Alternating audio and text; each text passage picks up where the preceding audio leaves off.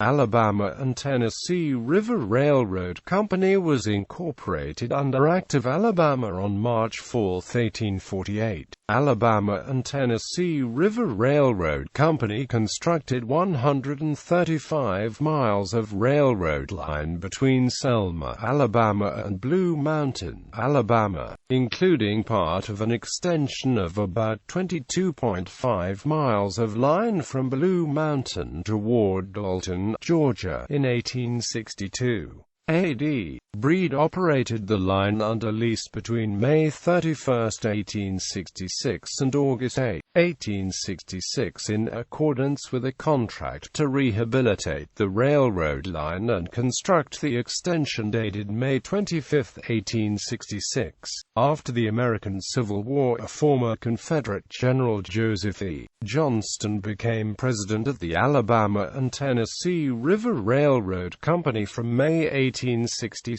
to November 1867.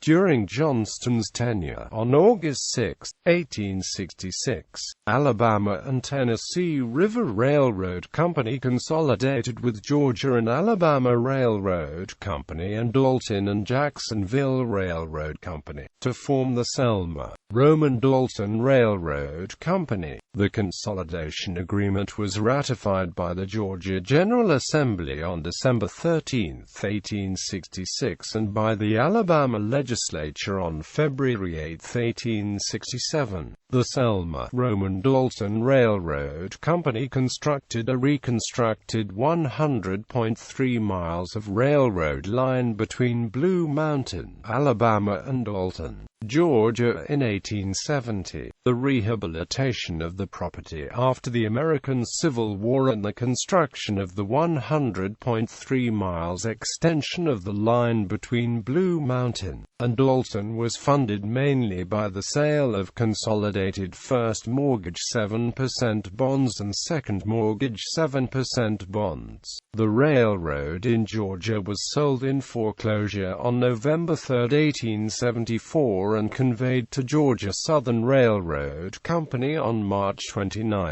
1876.